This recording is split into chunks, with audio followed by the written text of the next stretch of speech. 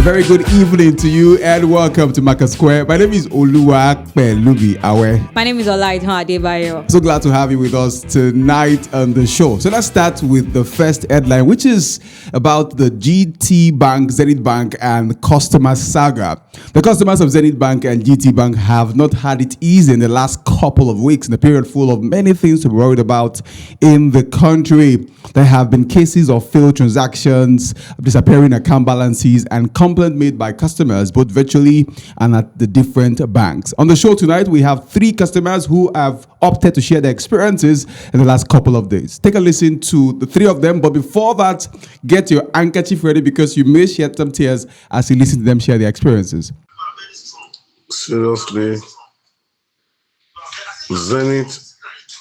If you are upgrading this thing, Zenith and GTB messed me up.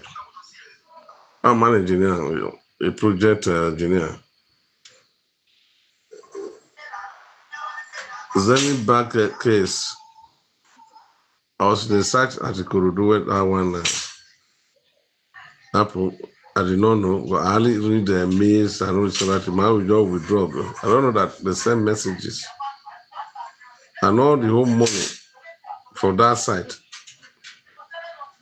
The whole money was in that Zenith account. Only for us to start work, collect material. It was well around the afternoon. I said, okay, let me go and pay at least when you owe somebody almost about 2.something million. So let me go and pay this money. Oh my! I was faced with embarrassment I have never faced in my life. Only to stand in front of the woman, give me your account. I just said, no way. I tried all I could, no way. Use ATM, no way. The woman said, if not play, I should stop it too. How do I want her to see money to go to market? And we started using cement, sand, don't hit ground. Can't have to go and bring all this thing. Granite, all this that. What do I do? The woman make noise. At the end of the day, I said, Madam, look at that house. If we don't pay you, let me source for the money. If I don't pay you, take over that house. The Zenith Bank started their own. That one, and the one I started working in Ogun State, I just came back this afternoon in Ogun State. That was even worse. I was using the university on Friday. On Friday, I cannot keep on. I was owing somebody about 1,896,000. I was so covered there again. I can't pay. I tried. Went to different POS this thing. Before someone now to me, but I don't know that GTB have a problem. At the end of the day, I could not do anything. But then Ogun State, the place we fair work last, so the woman know me. So I just told the woman, I said, please, just understand. Matter of days, I go to bank tomorrow, sort it out. Before I said to me that she happened, that was what, see, I was sweating under cold weather. But in that afternoon, I was sweating. So we thank God, despite that they said they've done everything they wanted to do. Yes, as I'm still talking with you now, I cannot transfer money from my mobile app. I can't transfer. They don't make mess of their customers. I think next time they should find a way. They should not just rush into this thing like that. Find solution that at least within 24 hours they're able to resolve. Otherwise, they should forget about all this that so-called upgrading. Adonis, Moses, and I just want to quickly share my experience with the banking sector in these recent weeks. The one that showed me shaggy was Zenith Bank. Oh God, that bank, they need to be closed down, because why the heck would you just hold people's money without proper communication or anything? I would even say I did myself, because Zenith Bank is like my main account where most of my money are. So my mom's birthday was fast approaching, and now we want to impress my mom. We had plans and everything. Just a day to my mom's birthday, I wanted to transfer money to people that was going to like help me do the whole surprise thingy. And it was not going. So I thought, oh, maybe it was network. Do you get? And then I was thinking, oh, maybe by the next morning, everything will be resolved. Do you believe that Zenith Bank, the app did not even open till 3 days after my mom's birthday? I was unable to even get her gift or anything. It was so annoying that I was mad at myself for even keeping my money in Zenith Bank. I was just praying that the network should just work. Somebody even had to like send me money. Now sent it to my Zenith Bank about 50,500. That money did not drop to like after 3-4 days. Like I believe banking sectors in this country, if they want to have anything like system maintenance or anything, they should have like they should give their customers heads up, like a proper communication and an alternative to access their money. Don't just go ghost on them, seizing their money and everything without communication, and then you would just hold up everybody's money. Businesses will just be on hold. People that want to do stuffs cannot do stuffs because they can't access their money. And then you come up one day and say, oh, everything is unresolved. Now you can. After my Zenith Bank was able to open here, I removed every penny. If I should screenshot my Zenith Bank account balance, like 0.00. If I'm even the one owing them because of charges I usually withdrawing, do you get? So I'm here to share my experience with the banking sector, Zenith Bank. It was not funny because we know that this OPay and PAMPay thing, they allows this swift transfer and whatever. But sometimes you'll be seeing something like don't put plenty money in OPO because they don't really have a branch, blah blah blah blah. And if peradventure you can't access your money, you can't go anywhere to complain. So after all of this, I started limiting the amount I put transfer or leave in my OP and my PAMPay account. So I have series of accounts. I have some account for savings that I try my best not to touch. Some are fixed deposit account. Why the account that I know that was for spending was my Zenith Bank and my Wima Bank aside the OK and PAMPay thing. So that the period of their upgrade, to be honest, I did not receive any email from them. There was no text message that so time at so time what are they calling it? You won't be able to access your account or what have you. So I remember I tried to transfer him because I went to eat. Funny enough, I think I had about 1,000 something left in my OP account. Yes, and when I went to eat that evening, I now noticed that okay, when I wanted to make transfer, the money in the OP was not able to cover the food I ate. So I was like, it's no problem. Now let me just log into my Zenith Bank to do the transfer, digit and pay for the food I ate. Oh my guy, I tried withdrawing. He kept writing this error, whatever thing. I kept trying. I wanted to tell the woman that it's network. So I kept trying. Zenith was not going through. So I was like, yeah, no problem. Let me just use the Wema Bank. So thank God I had some cash left in the Wema Bank. So that was how the Wema Bank saved me that evening. I did my transaction. I paid for my food. All right, then. Although the respective banks have announced that they have concluded the migration to a new core banking platform and that their services have been restored, the frustration of customers seems to be increasing by the day as customers struggle to carry out transactions on their account. Olaito, I know you have an account, one of the banks. Yes, I How am. has it been for you so far transacting? It wasn't easy because last week Tuesday I wanted to withdraw money. At first I tried it at home to like transfer to my other bank, but it wasn't going. I actually thought it was a network. So I went to the POS station to like withdraw. Only for the lady to tell me that, oh auntie, you can't actually withdraw the money. I was like, Whoa. there was no money with me and I was going out. So I had to just call a friend to transfer money to me. If not, I don't even know because I'm very sure the lady will embarrass me. But So talk good now. All right, so we have the fourth person sharing experience about how it's been difficult to transact in the last couple of days. Access Bank may commence its system upgrade any moment from today, but the experience from GT Bank and Zenith Bank customers has already created apprehension over plans by other banks to embark on the core banking migration. The big question is this how long it takes for the migration to a core banking platform, and how should customers prepare? Well, we meet tonight on the show is a back-end developer who wants to share his idea with regards to what we should expect going forward and what banks can do differently. Listen to Nelson. So, like as I was saying, like it depends on their service, like it depends on their system, how large the system is, right? If the system is big enough, yes, it will take longer to migrate. So what they can do is just to break that service into different modules. That's why, as an enterprise system, they make use of microservices whereby all their applications are separated and they run independently. So, all these services are modules.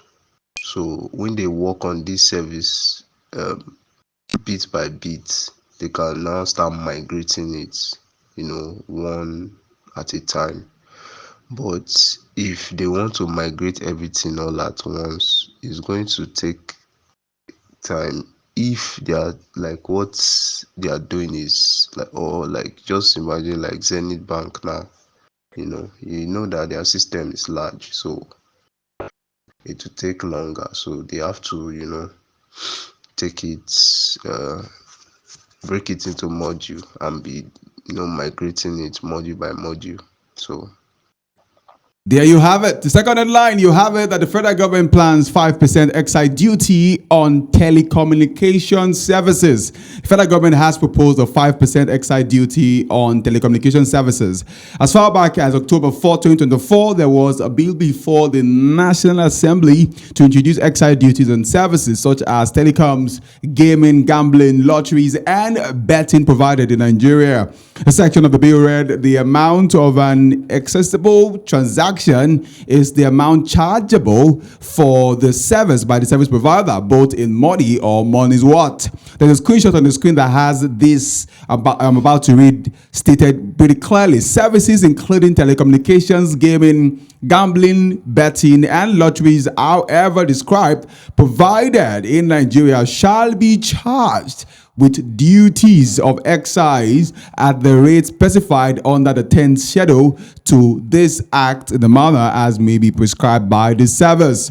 In response to this bill, Nigeria's telecommunications sector has strongly rejected the federal government's attempt to introduce a 5% excise duty on telecommunication services. Stakeholders described the move as insensitive to the current economic state and the financial struggles faced by customers. A light on the excise duty was initially introduced in 2022, but was met with a lot of resistance from industry stakeholders and even customers, leading to the suspension in 2023 under President Bola Ahmed Tinubu. And it's clear that there has been rapid growth in the telecommunication and betting sector, triggering the federal government's attention to widen the revenue base through the tax. But let me ask you, how timely is this bill by the federal government of Nigeria, especially seeing the inflation figure for the month of September about 32% up from that point? How timely is this move by the federal government of Nigeria? Yeah, this actually is coming at the most challenging time because looking at the situation of Nigeria,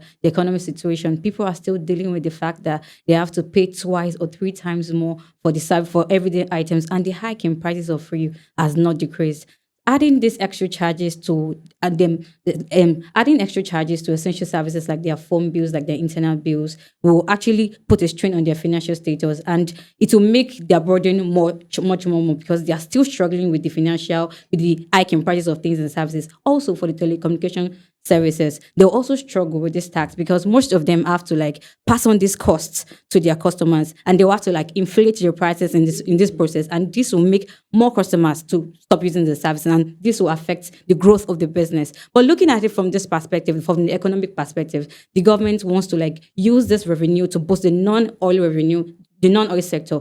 But this move, doing this right now is a huge mistake because it will actually slow down the economic growth instead of improving it. Well, on Tuesday on MarketSquare, I had a guest on the show, Miss Olani. You discuss about the proposed tax by the Lagos State government on remote workers. Yeah. And part of what she said to me on the show was that, that the government is seeking for every means possible to get money from the people to be able to get things done. But my question to her again was, how timely is this move by the federal government of Nigeria? So the government is saying we want to tax people, we want to tax 5%, and we've seen the operators reject that proposal. We've seen customers also rejecting the proposal. I was even surprised to see that there was this association of, they said they've called themselves the Association of, I think, telecom users or consumers or so, saying that they buy into the idea. But I don't think they're speaking for the Nigerian people. I think the government needs to rethink its approach to rolling out stuff like that, so that people are they're safer, they believe in the country, and then they can reimagine a new nation. But again, speaking as an economist, you say the government wants to make more money. Yes. But also as well, the government needs to make sure that the cost of living doesn't become too much for the living to be able to afford. Yeah. All right, the third headline, federal government raises over 200 billion naira in October bond auction.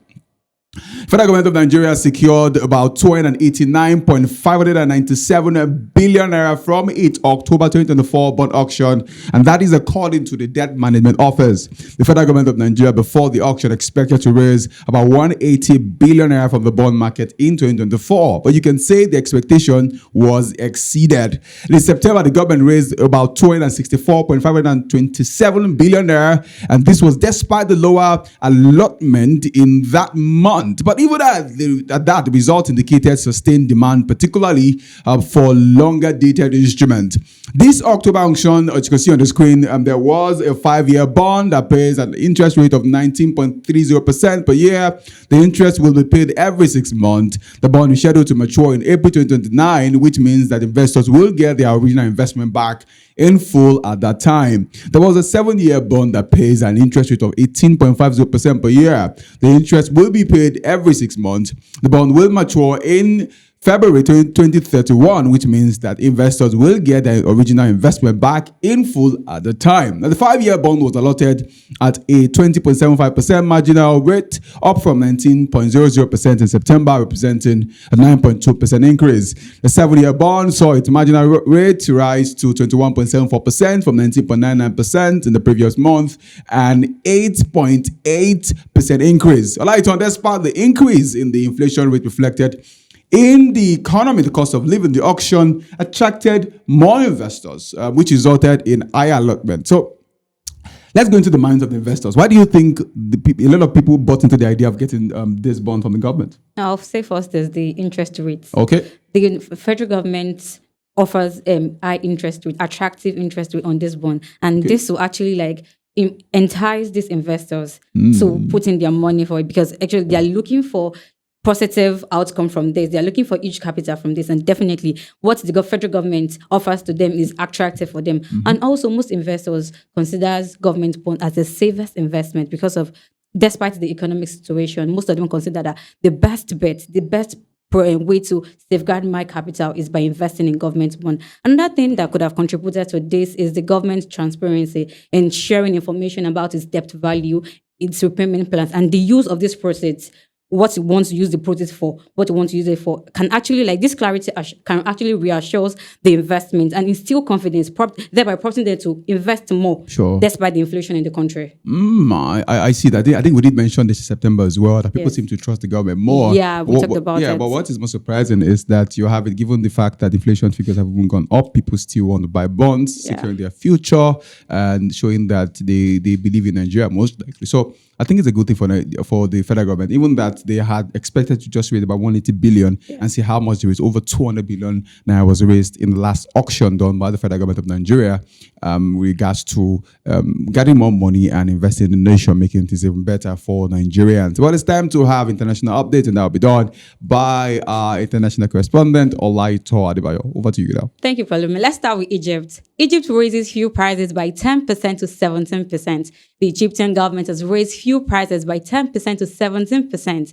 This decision aims to address the widening gap between the selling prices of petroleum products and their high production and import costs.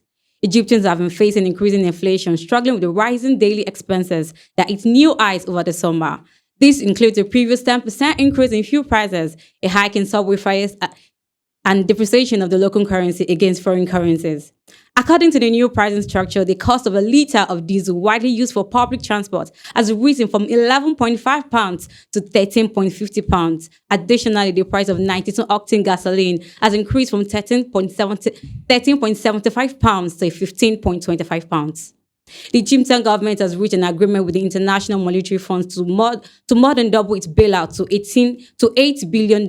These recent price increases are considered necessary to meet the conditions set by the IMF for further support. Palumi, what do you think are the implications of this deal to the economy and the daily lives of the Egyptians? Well, I would say first, every time you want to get money from the IMF or the World Bank, they seem to come with their conditions and tell you the things you should not do, the things you're doing wrong that you should correct. And I'll use Nigeria as an example. Last year, before when President Bola Ahmed Tinubu was about to come on board, there was a meeting that they had with the World Bank. And some of the conditions that it was given was what they announced on the first day. Number one, that fuel subsidy was gone. Yes. And then afterwards, we realized that there was the unification of the exchange rate, right? So the liberalization of the exchange rate such that it's a willing buyer, willing seller basis. And what that means is that if you want to get money from us, you have to do this. And one of the conditions that the IMF has given to Egypt is to say, we need you to raise your prices. Because by the time you raise your price to an extent, sometimes what they intend to achieve at the end of the day is a cushion in there. But again, more than that is there's going to be more money in the economy, because when you borrow money, sometimes what the government does is to pump money into the economy so that people can have more money to spend with them, and then correct the stance of the economy. So what are the implications of the deal for the economy and daily life of the Egyptians? I think it's going to affect them in many ways. For instance, it means they're going to spend more money on getting stuffs. Yeah. So more money will be pursuing fewer goals. And what that does is, I think it's a short-term approach. I think there's going to be a time when that will be down. In other words, that what will happen going forward. We've seen in Nigeria where the government has, the NNPC raised the price of a liter of petrol, and then it's affecting many people. But what I would do in the long run is we might begin to see that's not the only way that the economy will come back to form. So beyond just increasing the price of diesel, is that the employers also will need to pay attention to the fact that if once the cost of living goes up, you need to increase the salary of people, because people become anxious when the cost of living is rising, but their income is not rising. That's where anxiety comes in the more. Yeah. But once you get to the point where income is rising, cost of living is also rising, then it doesn't really affect so much. Just like you're earning 2 naira, you're buying something for 1 naira, and then the thing becomes 2 naira. That thing you buy becomes 2 naira, and then your salary becomes 4 naira. The difference is still very intact, most likely. So first of all, it's going to affect them in some way. But I think it's a short-term approach. I think there's going to be a time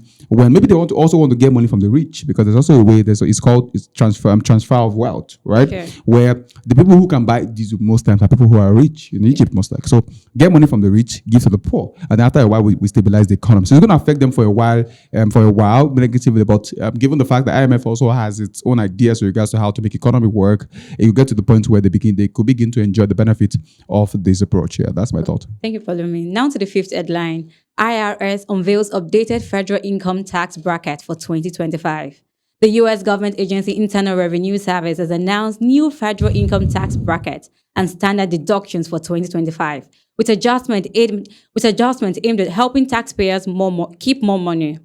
In its recent announcement, the agency raised the income threshold for tax bracket impacting in 2025 tax year for returns filed in 2026. The The top rate of 37% applies to individuals with taxable income above $626,350 and married couples filing jointly earning $751,600 or more for 2025. Additionally, the IRS also adjusted figures for a variety of provisions, including long-term capital gain bracket, estate and gift tax exemptions, and qualification for child tax credits, among others. While these changes won't affect taxes until 2026, they're expected to provide some relief for more Americans facing the challenges of rising living costs. The IRS usually updates this tax code every year to keep up with the inflation, and this has helped them avoid tax bracket creep, which can push taxpayers into high brackets, even as inflation reduces their purchasing power. How would these changes reduce the effect of inflation on taxpayers' income? Okay, so this happens every year. The government seems to increase the tax bracket every year, moving people from where they were to the next phase regarding depending on how much the person earns now, how much they earn. Now, this is my input. So usually, it happens so that the government is trying to also protect the people from the impact of inflation. What the government is saying, we know that a lot of things are happening in the country. But we're going to make sure that you don't pay beyond this amount of money. You don't pay beyond this percent of your income. So we're protecting you in some way. So Americans are usually very, very excited about things like this because they know that the government has them at heart. Where if I earn this amount of money and I move to this place next year, I may still be around in the bracket of a particular percentage that I have to pay. So the government is protecting you in some way, and that would impact you positively because the higher the cost of living, the higher the cost of goods in the market, the higher it means that you are going to buy more with more. So you're going to buy little with more, meaning that what you were buying before, you will now spend more money to get that. And if that happens to you, it means that your tax is also going to be affected. Because if I tax you the same amount, if I tax you the same percent every single time, what that does it means that it doesn't reflect the fact that things are more expensive. So how do I make sure that how does the government make sure that we're able to help our people pay more, spend more, live better, and not pay so much to us? We're going to make sure that every year, we'll check the inflation figure, the inflation rate, and then see, okay, maybe we should reduce, so the government sometimes would contrast or expand the bracket. So the US over there, what they do is they either contrast or expand the bracket. So okay, maybe we should expand the bracket even more to allow more people come here because it feels like these guys now are not earning so much and things are more expensive. So let's bring them into this bracket. But again, sometimes they can also contrast the bracket. If things are fair, people are willing to pay us because when people make more money, they're happy to pay. But if they're not making a lot of money, then they are not happy to pay. So I think it's not going to affect them in many ways because the government has, given the figure I have seen, I did see a video a while back as to what made it known to us about the figures being made available by the government. So I think about for married people was there, for married people for household was there as well. Yes, and then I think what is it? Household aid. Household aid as well. And household aid, I know who they're talking about. Well, I hope the men are going to take it easy this time. But again, it's not going to affect them so much because the government has put them at heart and has been able to enlarge the bracket, I believe, to ensure that people live a better life here. Thank you, Pauline. But do you think that this the Nigerian government can actually adopt this method? But wait, I think before now we spoke about excise duty and how that the government is not tax more people. So the government, I don't think the government is seeing this light. Some countries in the world seem to think about their people more than they think about making more money, and I think the US government they are above us in that regard. I don't think Nigerian government would think about that. So, but I think we've also seen Mr. Taiwo Idele talk about the fact that they want to take out withholding tax. They also want to take out tax for some companies, and that's a good thing the government is trying to do. Mr. Taiwo Idele is the committee head for the Presidential Committee on Tax, Fiscal Policy and Tax Reforms. And I think he's doing a good job at that. But in coming days, we should see the government make moves with regards to tax. Yeah, thank you so much, William, for the insightful explanation. Thank you so much tonight. Thank you so much for watching us tonight. Trust you have had a good time as well. Now, if you use GTBank, Zenith Bank, and you're a customer, how are you doing? Well, let's get your feedback in the comments with regards to what we have said today, and let us know if you can use your app now to make transactions. You never can tell if an official of Zenith Bank will check the comment and pick your name and solve your issues. My name is Oluwakwelubi Awe. And I'm Olaitan Adebayo. See you on the next one.